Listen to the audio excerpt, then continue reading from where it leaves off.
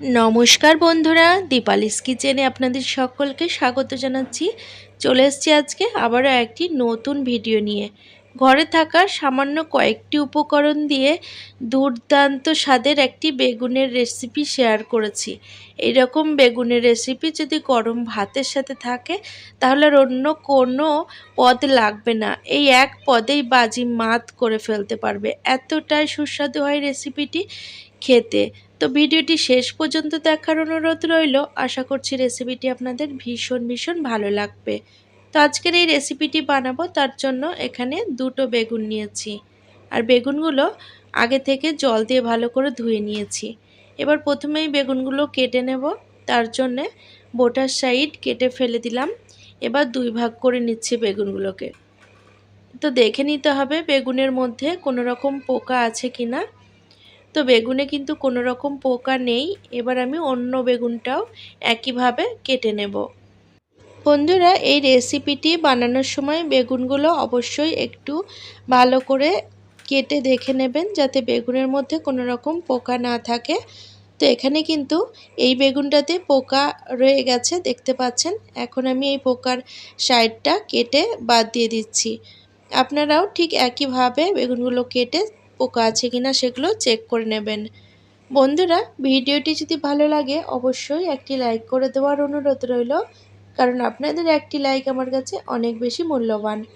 তো এখানে দুটো বেগুন খুব ভালো করে কেটে নিয়েছি। এবার আমি এই দুটো বেগুনের জন্য একটি বড় সাইজের টমেটো নিয়ে নেব। আপনারা কতটা পরিমাণে বানাচ্ছেন সেই আন্দাজ বুঝে টমেটোর পরিমাণটা দেবেন। আমি বেগুন দুটো ছোট সাইজের ব্যবহার করেছি, যার জন্য একটি বড় সাইজের টমেটো দিলাম। আপনারা বেগুনের পরিমাণ যদি বেশি নেন সেক্ষেত্রে টমেটোর পরিমাণ আরও একটু বাড়িয়ে দেবেন। তো টমেটোটাও কিন্তু দুই মুখ ভালো করে চিড়ে নিলাম। এবার একটি মিডিয়াম সাইজের আলু নিয়েছি। এখন আলুর খোসা ভালো করে ছিলে নিচ্ছি। তো আপনারা চাইলে এই রেসিপিটি আলু না দিয়েও বানাতে পারেন। আমি কিন্তু একটি আলু দিয়েছি। এখন এই সমস্ত উপকরণ জল দিয়ে আবারও খুব ভালো করে ধুয়ে নেব। তো সমস্ত উপকরণ ধুয়ে নেওয়ার পরে আলুটাকে দুই ভাগ করে নিচ্ছি।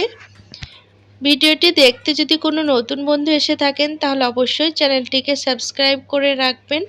সাথে কিন্তু পাশে থাকা বেল নোটিফিকেশনটা অবশ্যই অন করে রাখবেন, তাতে আগামী দিনে আমি যখনই নতুন ভিডিওর আপলোড দেব তার নোটিফিকেশান আপনারা সবার আগে পেয়ে যাবেন আর ভিডিওগুলো সবার আগে দেখতে পাবেন। এবার আমি একটি প্রেসার কুকার নিয়েছি। প্রেসার কুকারের মধ্যে দুই ভাগ করে কেটে রাখা বেগুন আর আলুগুলো দিয়ে দিচ্ছি, সাথে টমেটোটাও দিয়ে দিলাম আর ঝালের জন্য দুটো কাঁচা লঙ্কা এর মধ্যে দিয়ে দিচ্ছি। এই রেসিপিটি একটু ঝাল হলে বেশি ভালো লাগে। আপনারা চাইলে ঝালের পরিমাণ বাড়িয়ে কিংবা কমিয়ে দিতে পারেন। এবার একটি ছোট বাটির এক বাটি জল দিয়ে দিচ্ছি আর 2 টেবিল চামচ মতো সর্ষের তেল দিয়ে দিচ্ছি। এতে এই রেসিপিটির স্বাদ কিন্তু বহু গুণ বেড়ে যায়। এবার আমি কুকারের ঢাকনাটা বন্ধ করে দিচ্ছি। এখন দুটো সিটি দিয়ে নেব, তাতে সমস্ত উপকরণ খুব ভালো মতো সেদ্ধ হয়ে যাবে। কুকারটা ঠান্ডা হয়ে গেছে, এখন আমি ঢাকনাটা খুলে নিচ্ছি। এবার আমি দেখাচ্ছি সমস্ত উপকরণ সিদ্ধ হয়েছে কিনা। তো এখানে আলু, বেগুন, টমেটো সমস্ত উপকরণ কিন্তু খুব ভালো মতো সেদ্ধ হয়ে গেছে। এবার আমি এগুলোকে আর আলাদাভাবে পাত্রে বার করে নেব না, এর মধ্যেই কিন্তু হাতার সাহায্যে এইভাবে ঘুটে দেব সমস্ত উপকরণগুলোকে ভালো মতো। এইভাবে হাতার পিছন দিয়ে সমস্ত উপকরণ খুব ভালো করে মেখে নিতে হবে। বন্ধুরা, রেসিপিটি আপনারা কে কোথা থেকে দেখছেন সেটি কমেন্ট বক্সে অবশ্যই লিখে জানাবেন, তাহলে আমি আপনাদের সকলকে ধন্যবাদ জানানোর সুযোগ পাব। এখানে যে কাঁচা লঙ্কা দিয়েছিলাম সেগুলোও হাতার সাহায্যে ভালো করে মেখে নেব, যাতে রেসিপিটি খেতে একটু ঝাল হয়। বন্ধুরা, আপনারা তো অনেকেই অনেকভাবে বেগুনের রেসিপি বানিয়ে থাকেন, কিন্তু আজকে আমি যে রেসিপিটি শেয়ার করেছি এটি একদিন বানিয়ে খেয়ে দেখবেন। একদম ঝটপট তৈরি হয়ে যায় আর এটি বানাতে কিন্তু খুব একটি বেশি উপকরণ লাগে না, ঘরে থাকা সামান্য কয়েকটি উপকরণ দিয়েই কিন্তু তৈরি হয়ে যায়। তো সমস্ত উপকরণ ভালো করে মেখে নিয়েছি। এখন ওভেনের ওপর কড়াই বসিয়ে 2 টেবিল চামচ মতো তেল দিলাম। তেল গরম করে নিয়ে হাফ চামচ মতো গোটা জিরে ফোড়ন দিচ্ছি আর 3 থেকে 4টে শুকনো লঙ্কা এইভাবে হাতে একটুখানি ডলে নিয়ে এর মধ্যে দিয়ে দিচ্ছি। শুকনো লঙ্কা ফোড়নে দিলে এর থেকে খুব সুন্দর একটি ফ্লেভার বেরোয়, যার জন্য হাতে এইভাবে একটুখানি ডলে নিয়ে দিলে খেতেও ভালো হয় আর ফ্লেভারটাও খুব সুন্দর আসে। তো ফোড়ন ভালো করে ভেজে নিয়েছি। এবার কয়েকটি রসুন কুচি দিয়ে দিচ্ছি। তো রসুন ভাজা হয়ে গেছে। এবার দুটো মিডিয়াম সাইজের পেঁয়াজ কুচি দিয়ে দিচ্ছি। পেঁয়াজ একটু ভালো করে সময় নিয়ে ভেজে নেব। বন্ধুরা, রেসিপিটি ভালো লাগলে অবশ্যই আপনারা আপনাদের নিকটবর্তী আত্মীয়স্বজন বন্ধুবান্ধবদের সাথে ভিডিওটি শেয়ার করে নেবেন, যাতে তারাও এই দুর্দান্ত স্বাদের রেসিপিটি বানানোর সুযোগ পায়। তো পেঁয়াজ কিছুক্ষণ ভেজে নেওয়ার পরে এর মধ্যে স্বাদমতো লবণ আর কালারের জন্য হাফ চামচ হলুদ দিয়ে দিচ্ছে। তো লবণ হলুদ দিয়ে পেঁয়াজ আবারও খুব ভালো করে ভেজে নিতে হবে। বেগুনের এই রেসিপিটি ডিনারের জন্য কিংবা লাঞ্চের জন্য ঝটপট বানিয়ে রুটি কিংবা ভাতের সাথে খেয়ে দেখুন।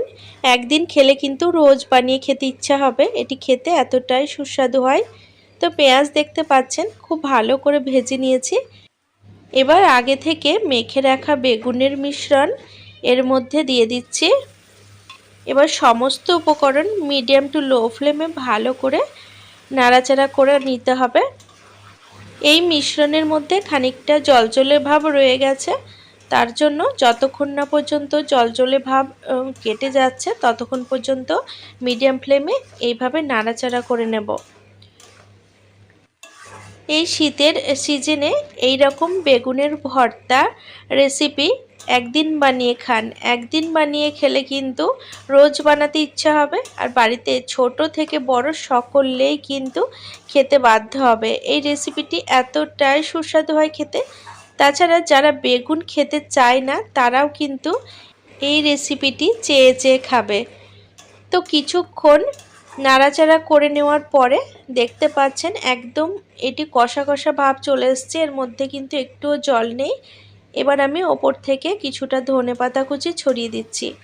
ধনেপাতা দেওয়ার পরে আবারও 2 থেকে 3 মিনিট নাড়াচাড়া করে নেব। তো বন্ধুরা, ঘরে থাকা সামান্য কয়েকটি উপকরণ দিয়েই একদম মশলা ছাড়া বেগুনের এই দুর্দান্ত ভর্তা রেসিপি একদিন হলেও বানিয়ে খান। বেগুনের এই ভর্তা রেসিপি কিন্তু অন্য সকল ভর্তা রেসিপিকে ফেল করে দিতে পারবে, এতটাই দুর্দান্ত হয় রেসিপিটি। তো বন্ধুরা, আজকের ভিডিওটি কেমন লাগলো সেটি কমেন্ট বক্সে অবশ্যই লিখে জানাবেন। তো এখানে কিন্তু বেগুনের ভর্তা একদম রেডি। এবার আমি এটিকে নামিয়ে নেব আর গরম ভাতের সাথে পরিবেশন করব। ভিডিওটি অবশ্যই রিলেটিভদের সাথে শেয়ার করে নেবেন আর চ্যানেল সাবস্ক্রাইব করে অবশ্যই আমার সাথে থাকবেন।